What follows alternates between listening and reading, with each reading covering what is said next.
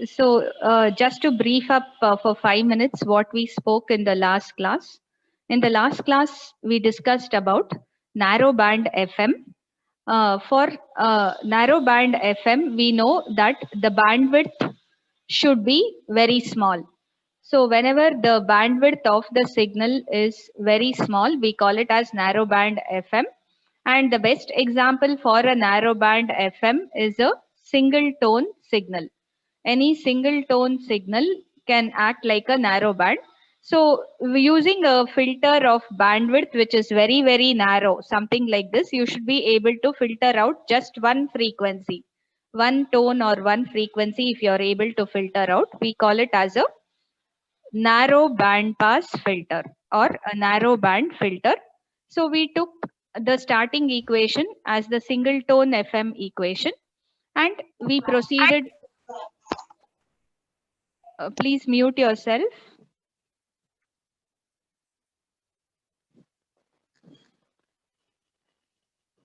Okay.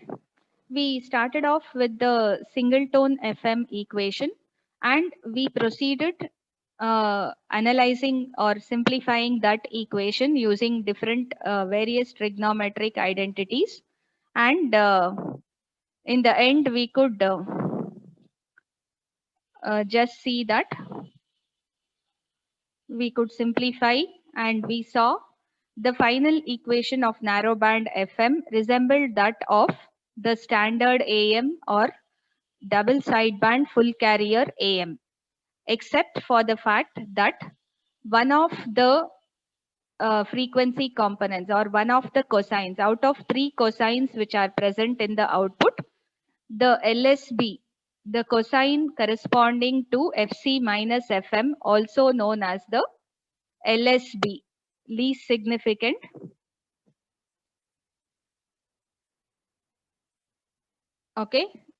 band, upper sideband or lower sideband LSB. This turned out to be a negative value in amplitude. So if I'm taking magnitude spectrum, then I'll draw both LSB and USB as positive, both upper and lower sideband as positive. If you're not using a magnitude spectrum, then your LSBs will come in the negative direction. It would be like this. All the LSBs would actually be facing down because the magnitude of LSB is negative here. Okay. And then we took one more commonly asked question in the exam to compare the standard AM with that of single tone FM. And we wrote both the equations as you can see, and it had to be compared using phasor diagrams.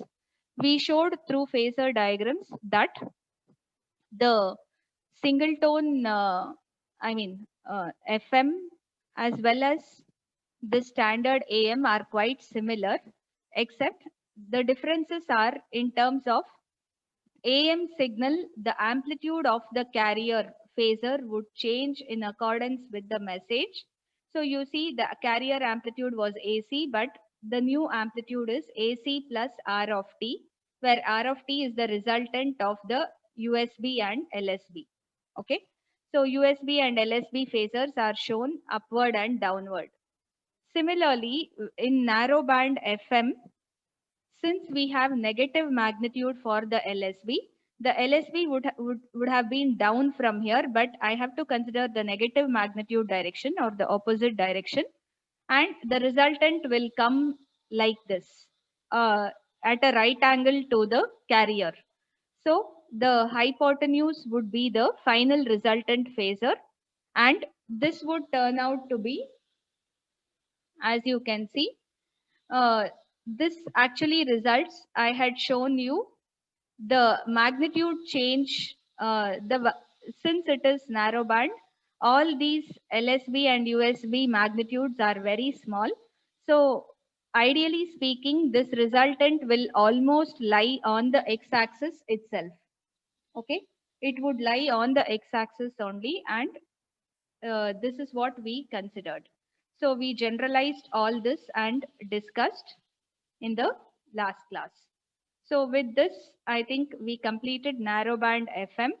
We did one or two problems also. We'll move on to a very, very important concept, which is known as wideband FM.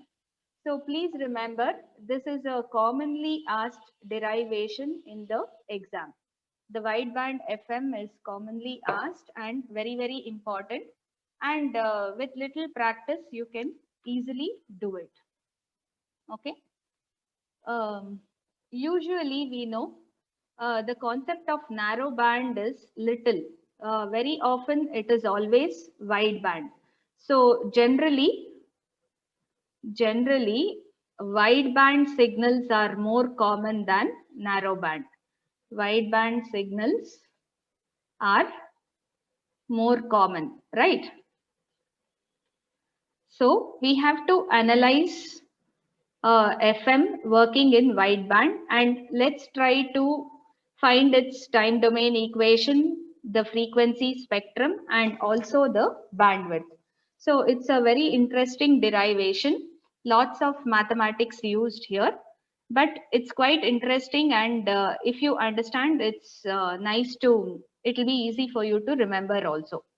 If you have any doubts in between, please interrupt and ask. Okay.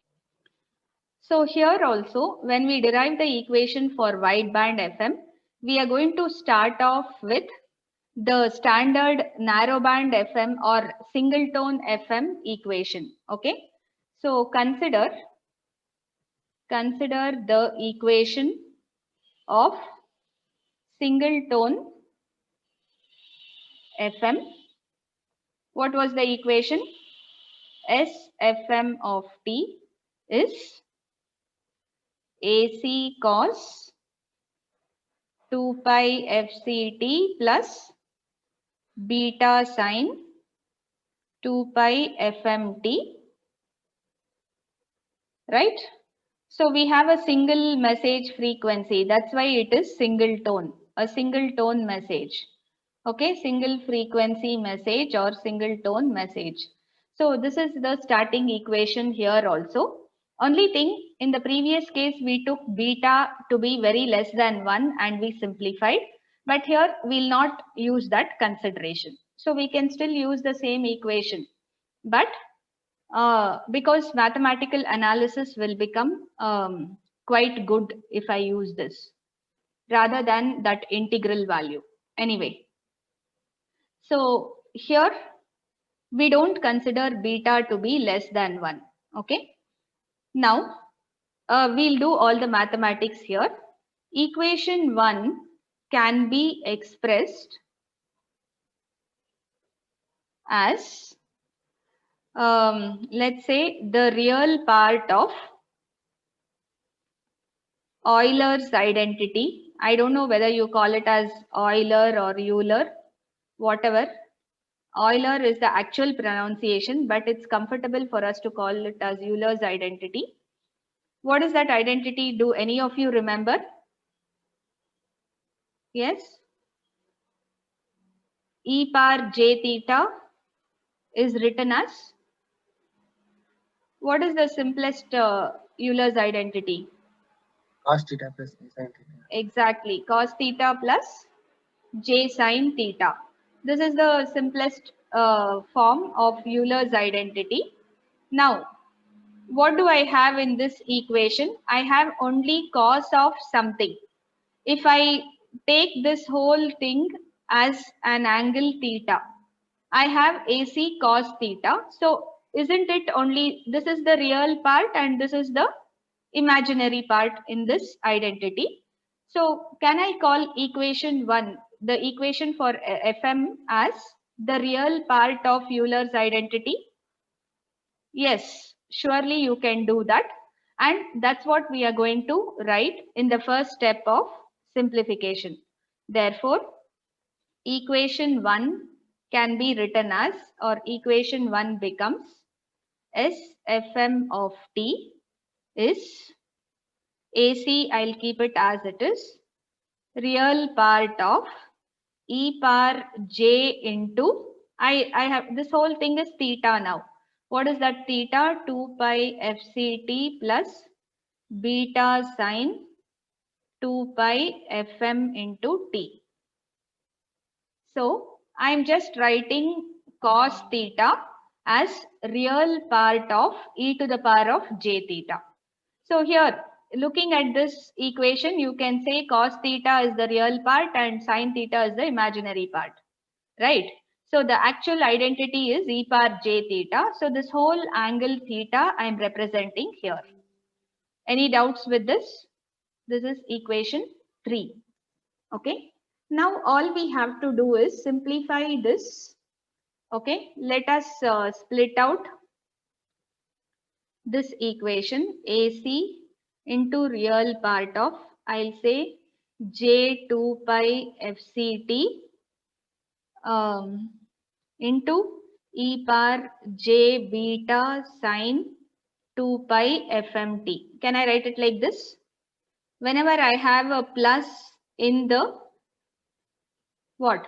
Exponent, we can easily split up that as a product of two functions, both raised to the two different exponents. So this will be the exponent of the first one. This will be the exponent of the second. I can just multiply. The product of these two means if I combine, it will become a plus here. To instead of writing it so long or to simplify the length, I'll call 2 pi fc as omega c and 2 pi fm as omega m. Okay, shall we call it like this? I'll not write it here. You shouldn't get confused. E power j beta sine omega m into t. Is this okay? So all what we have done till now is we have simply considered, we started off with the expression of singleton fm, and we said since there was only a cosine of an angle, this whole thing in the bracket is an angle.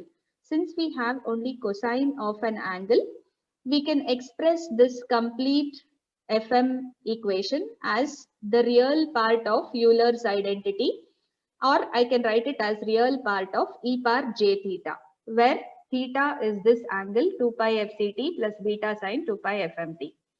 Now I have just simplified this to separated out as product of two terms. The sum of exponents became product of two terms, and finally 2 pi fc I considered as omega c, 2 pi fm I considered as omega m. Okay, so we have a better form of equation for fm. We are going to analyze this equation to yield the final FM equation for a wideband signal. So what we'll do here, let's try to take this second term. Sorry, it's not getting selected. Just give me a minute. This second term I will take, and I will equate it to some signal. Say let e power j beta sine omega m t be a function v of t. Okay, some function. I'm just giving it some name. Okay, now we have to analyze this function separately. Can you tell me whether this function will be periodic or not? How do you find periodicity? In signals, you have done it again and again, right? How do you know whether this function is periodic or not?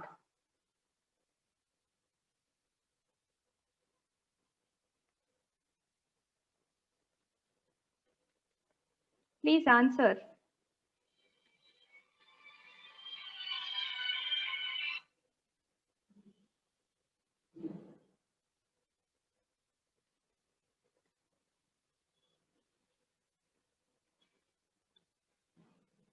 Yes.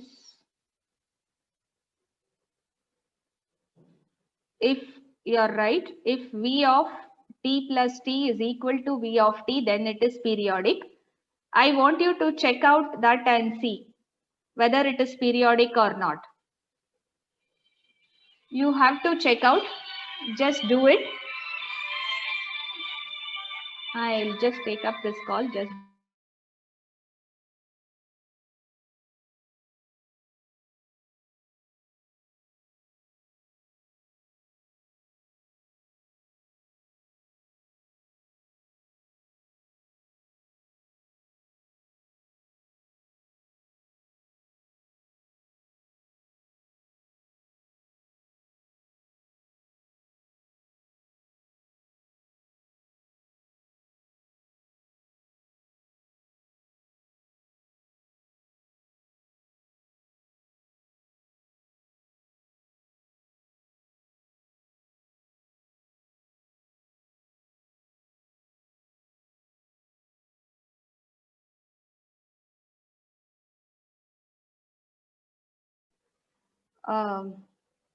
no, actually, if you check correctly, which I want you to try at home, V of t is periodic.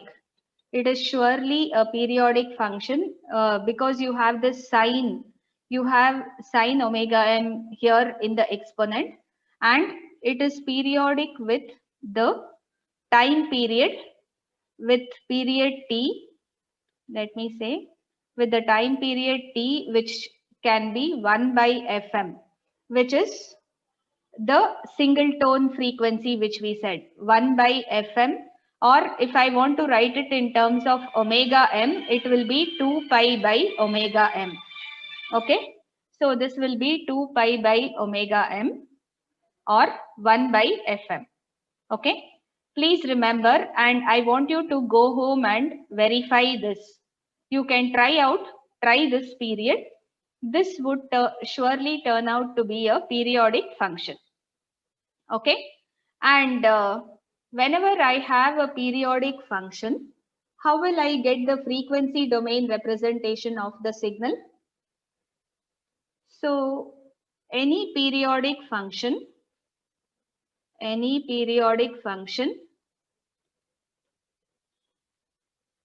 can be represented in frequency domain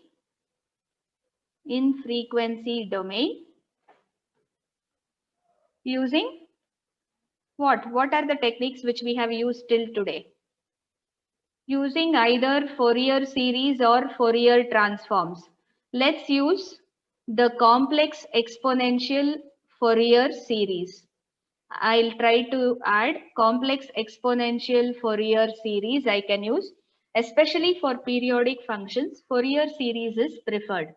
For aperiodic, we will use transforms, Fourier transforms. Okay.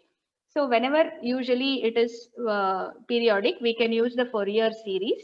And here for our analysis, we are trying to use the Fourier series. Do you remember the Fourier series equation?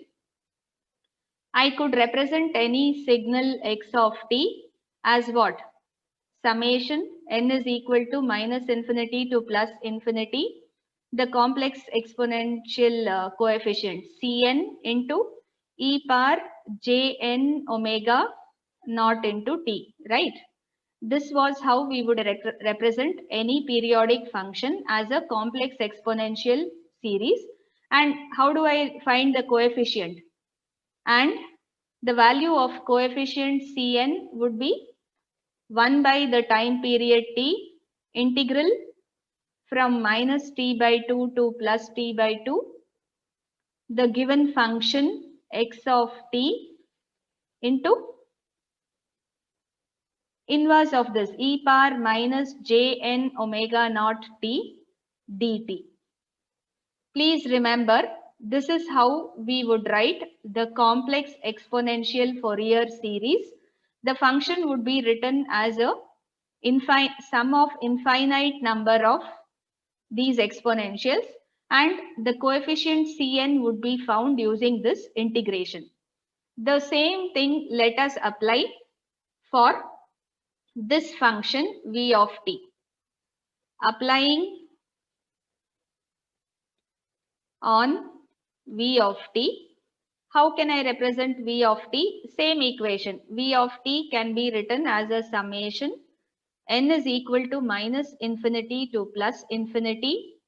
I'll use the coefficient as Vn. I'll call this coefficient as Vn into e power jn. Here it is omega m, right?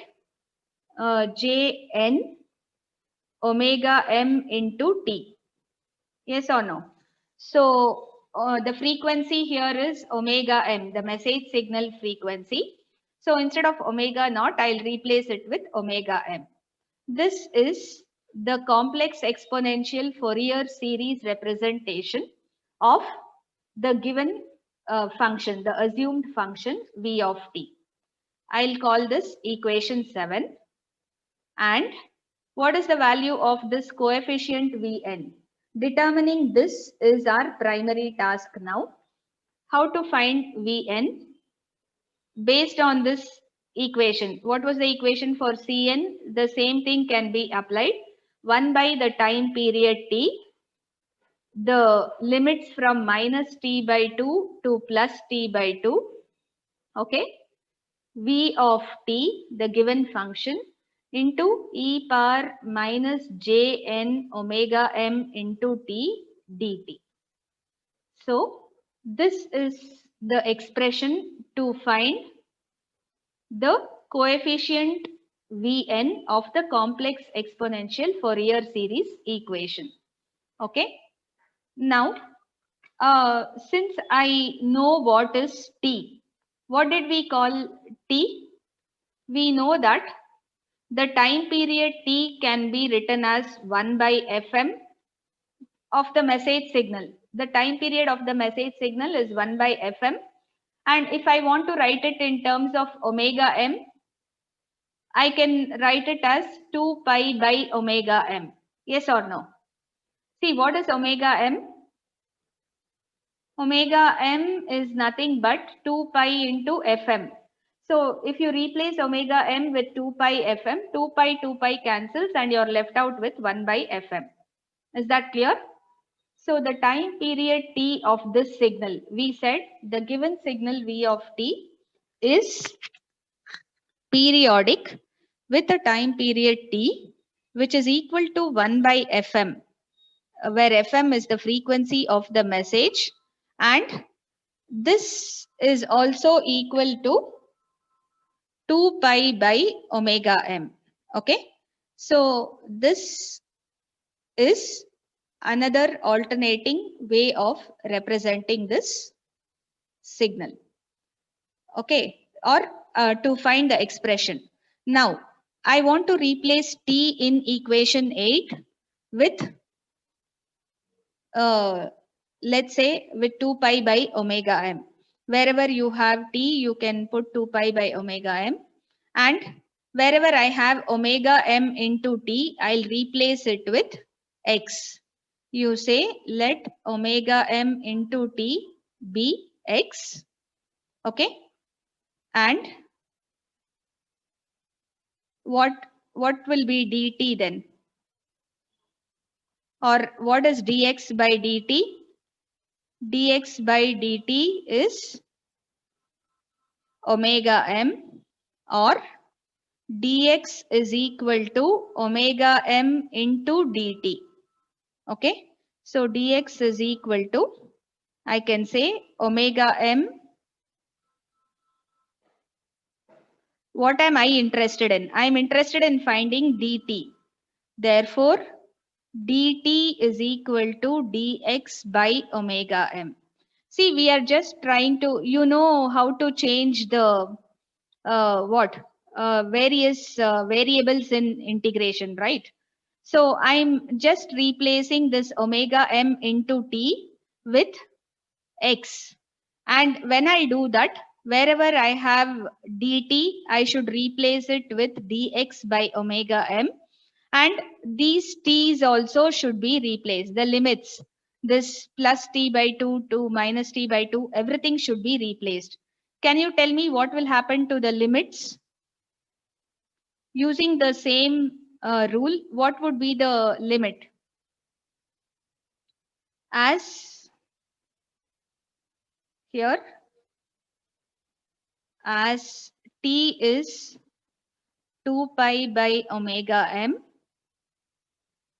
and omega m into t, I can say I'll put omega m into minus t by 2. I'll substitute for this time t. See, this time t can take the value minus t by 2 or plus t by 2. So what will happen to omega m into minus t by 2? This omega m, can you write it in terms of t? What is omega m in terms of t? 2 pi by t. You're right. Omega m comes to the left hand side. So you'll get 2 pi by t to replace omega m into minus t by 2. T cancels out. 2 cancels out. So the limit, lower limit here will be changed from minus t by 2 to minus pi. Whenever I'm going to change this variable omega m into t to x, then minus t by 2 will take the value minus pi. And what about plus t by 2? When t is equal to plus t by 2, omega m into plus t by 2 will be again the same thing. 2 pi by t is the replacement for omega m into plus t by 2. This will take the value plus pi. So the upper limit will take the value plus pi, lower limit will take the value minus pi, and omega m into t will take the value x, and dt will take the value dx by omega m. Right? So all this we can replace. So substituting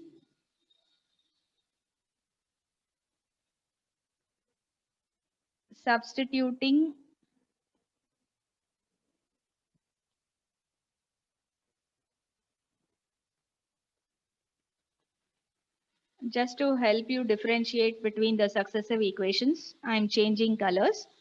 So substituting equation 9 in equation 8, we'll get what? Vn, the coefficient, becomes 1 by t integral minus pi to plus pi. Here I'm going to have v of t, correct, into e to the power of j n x. I have j n x here into dx by omega m. One more thing we can do, can we write omega m in terms of t so that I can take care of the t which is there outside? We know omega m is equal to 2 pi by t. Yes or no? From this equation. If I take omega m to the left, I'm going to get 2 pi by t. If I substitute that, all what we are doing is simple mathematical manipulations, nothing very different. Okay. So this is, what should I use? Okay, I'll keep this as 1 by t minus pi to plus pi v of t e to the power of minus jn x dx by 2 pi into t. So this, since the variable has changed to x, I can cancel out this t and this t, and I can take out this 2 pi outside. So what remains is 1 by 2 pi minus pi to plus pi v of t into e to the power of minus jn x into dx. Okay. Now, one more step. Let us substitute for v of t. What was the value of, what did I consider as v of t? If you look back here, v of t is nothing but, what did we start as assuming v of t? E to the power of j beta sine omega mt, we called it as v of t. Please look at equation 5. Okay.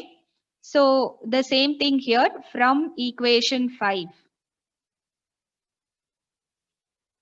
Yeah. Let us substitute for v of t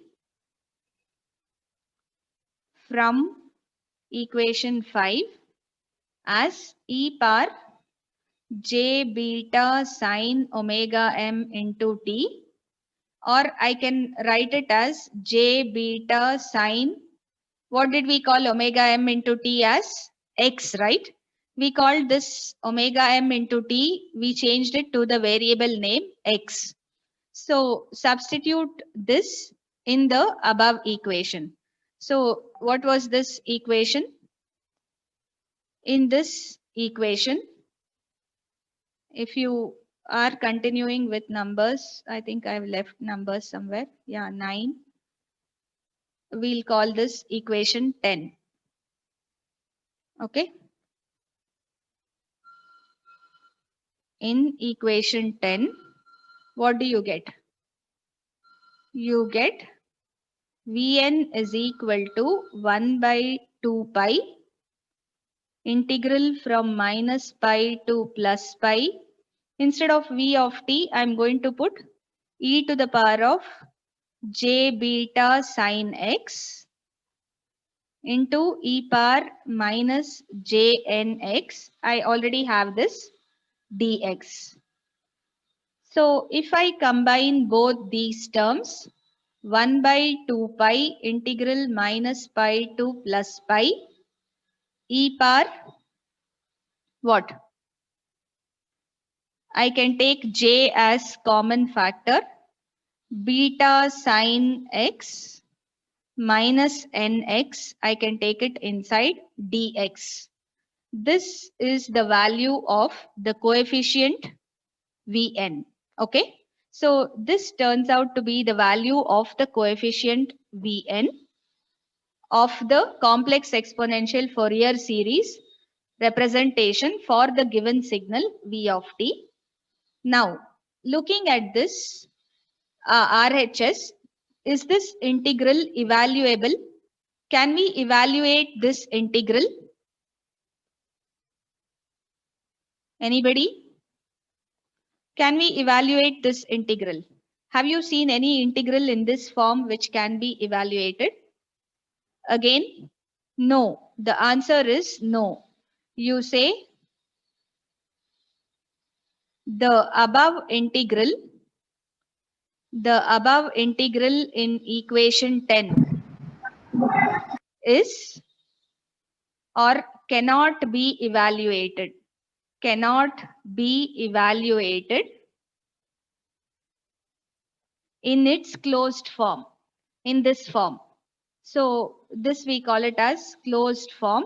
It cannot be evaluated in its closed form. For such integrals which cannot be evaluated in the normal format, what do we use? Any idea? I don't know if you have heard of these things. Hence, to evaluate such integrals,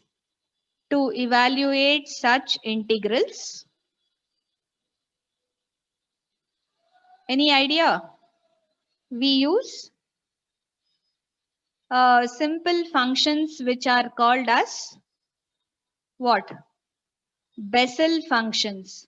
Have you heard of Bessel functions? Have you worked with them?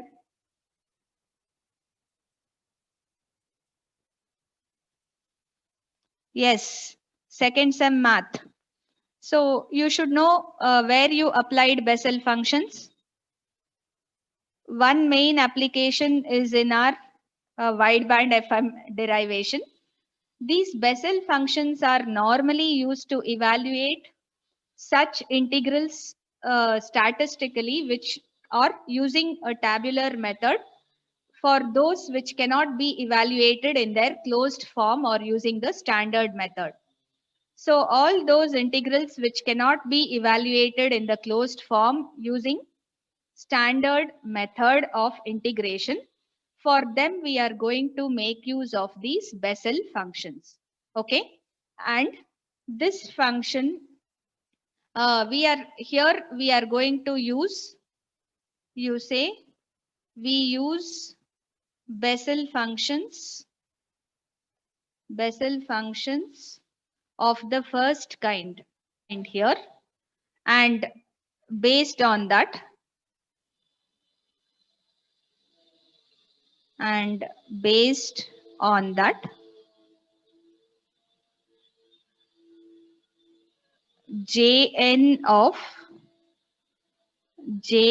of beta is equal to 1 by 2 pi integral minus pi to plus pi e to the power of j into beta sine x minus nx dx. This equation, whatever we had here, that is defined as Jn of beta, and it is nothing but our coefficient of the complex exponential Fourier series Vn. Okay. So what are these Bessel functions of the first kind? We will analyze, but please remember this equation. And here you say where n represents the order of Bessel function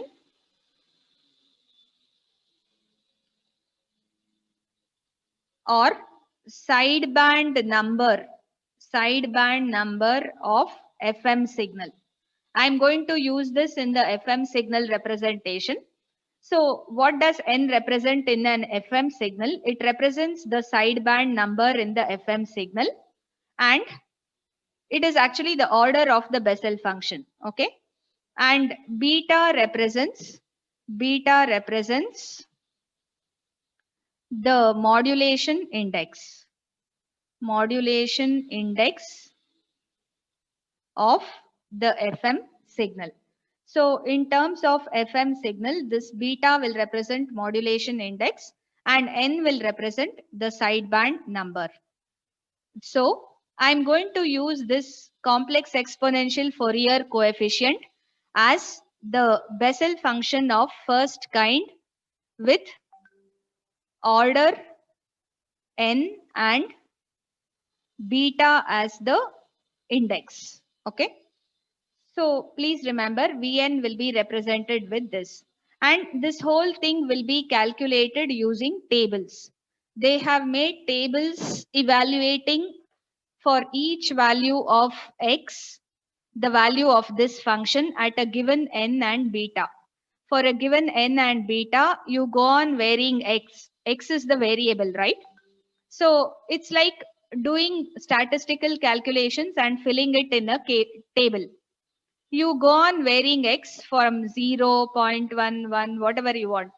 Go on varying x for a given n and beta and compute what is Jn of beta, enter it in the table. So based on that, let me show you how this function looks. So a slight deviation we'll take, a small, we have to know this anyway. Let's define what are Bessel functions and their properties, because we need to use them here. All of you please make a note. Bessel functions. What are these Bessel functions? They are solutions to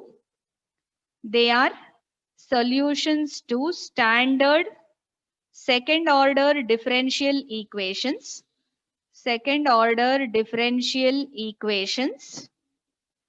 And are normally sinusoidal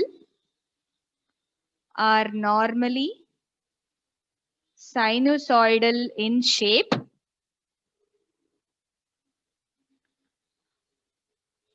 as shown below.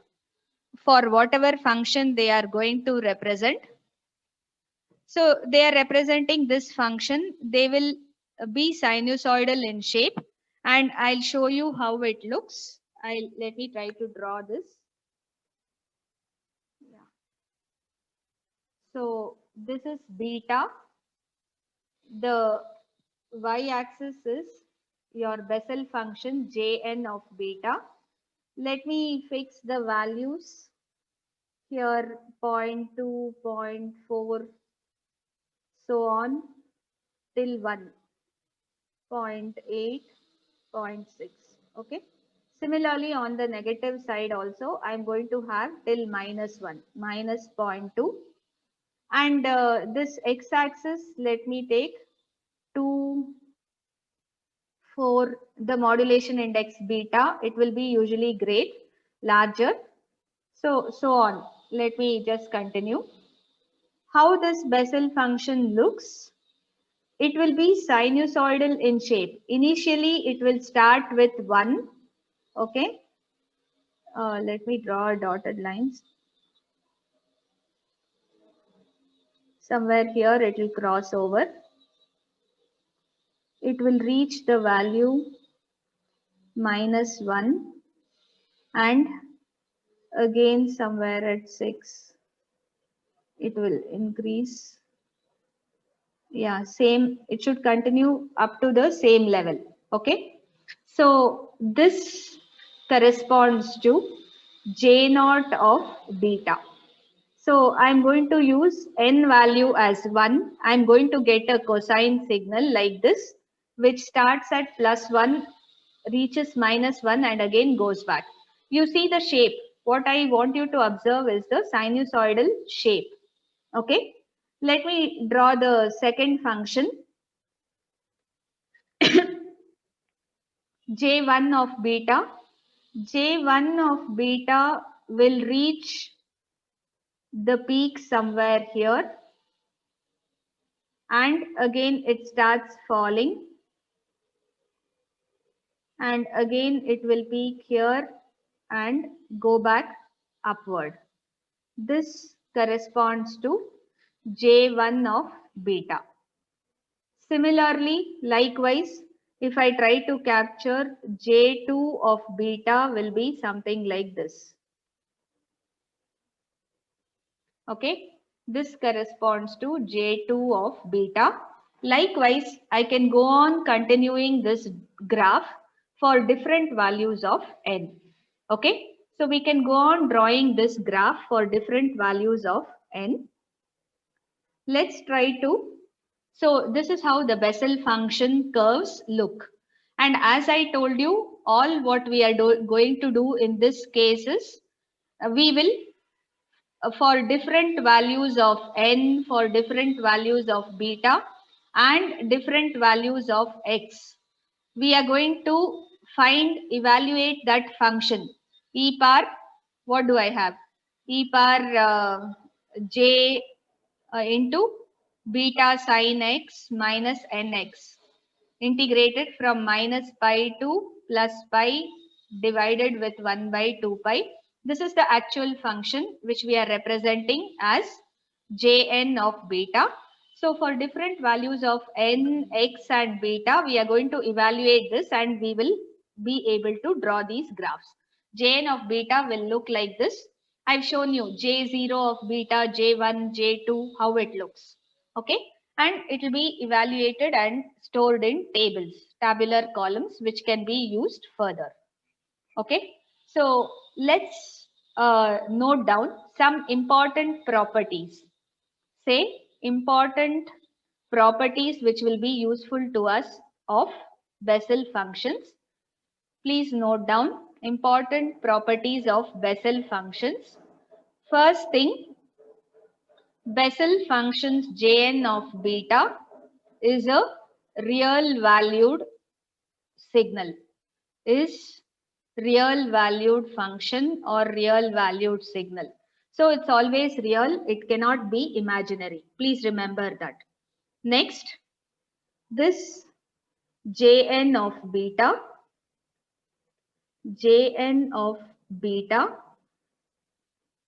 or let's say J minus n of beta will be equal to -1 to the power of n into Jn of beta. So what's the meaning of this? Is it odd or even? When I have minus n, I'm going to get -1 to the power of n. Here it depends on the value of n.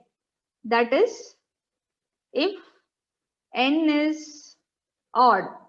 For odd values of n, what happens? J minus n of beta will be minus Jn of beta. Yes or no? Minus 1 to the power of any odd number will be a negative number only.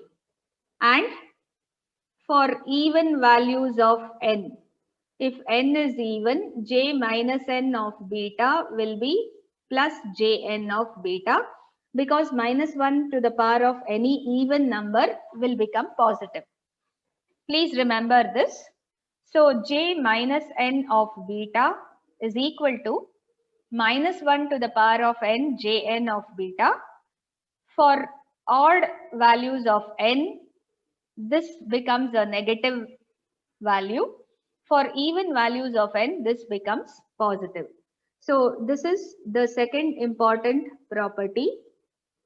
Now moving on, the third important property is this. The summation of all Jn of beta square. It's like summing up the power in all the signals, summing up the power in all these sine waves which we have drawn. Okay, that can go on up to infinity. From n is equal to minus infinity to plus infinity. So I showed you the sine waves for n is equal to 0, J0 of beta, n is equal to 1, J1 of beta, n is equal to 2, J2 of beta. And one more thing what you observe, for all these things, what would happen to the amplitude of those sine waves? The amplitude of those sine waves was decreasing. You can see here, J0 is highest amplitude. It will range from plus 1 to minus 1. J1 ranges with a little lesser. Okay, it will be somewhere around 0.8. J2 will be still lesser, so on. So if I try to find the power or energy in all these signals and add them up, it will result in the value 1. So the sum of all Jn square of beta from n ranging from minus infinity to plus infinity is 1. So please remember all these values for Bessel functions. What was the equation number? Is it 12 or I don't remember.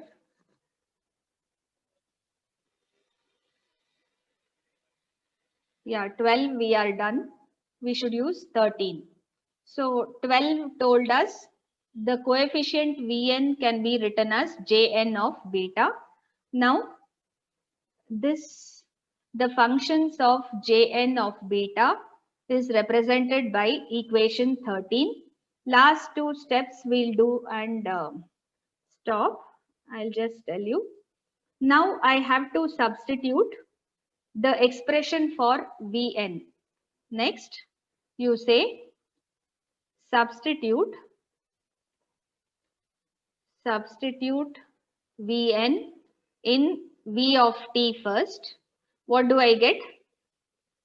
V of t was written as the complex exponential Fourier series. N is equal to minus infinity to plus infinity. Vn into e power jn omega mt, right? And what should I write for Vn now? I should write Vn is nothing but Jn of beta, the Bessel function, into what happened? Somebody joined just now. That's why this is popping up. Okay.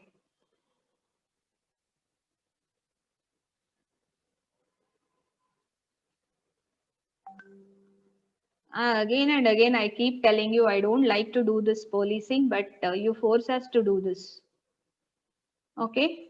So this is Jn of beta into e power Jn omega mt. Okay. Jn omega mt. And this I have to substitute in the previous expression. Let me call this as equation 14. using equation 14 in, I think it was equation 3 or something, where we wrote this equation e power j beta sine omega mt is v of t. Which equation number is this? Check out. 4 or 3? Can you just check out if you have numbered?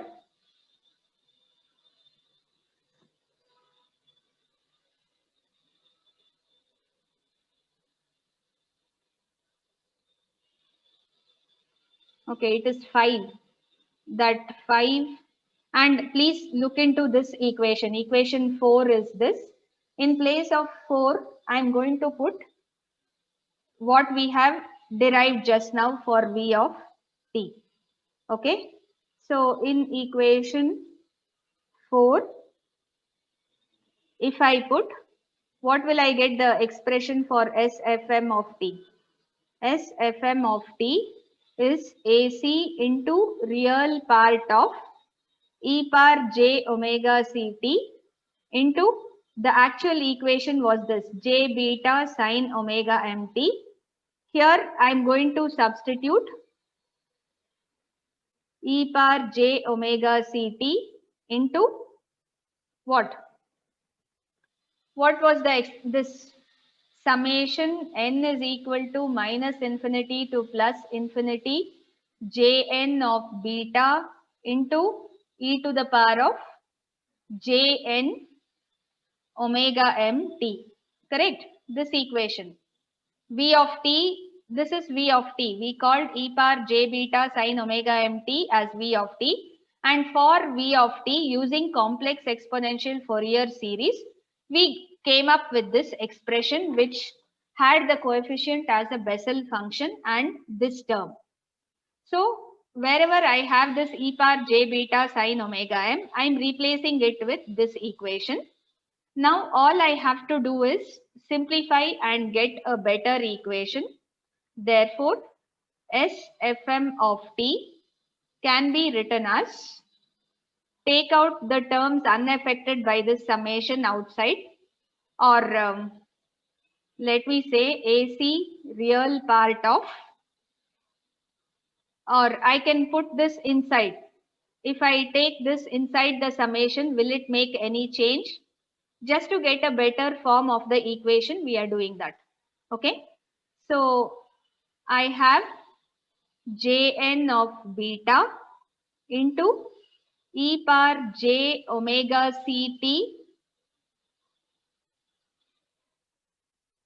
plus, what is this power? J I can take as common factor, n omega m t. T also could have been taken as a common factor.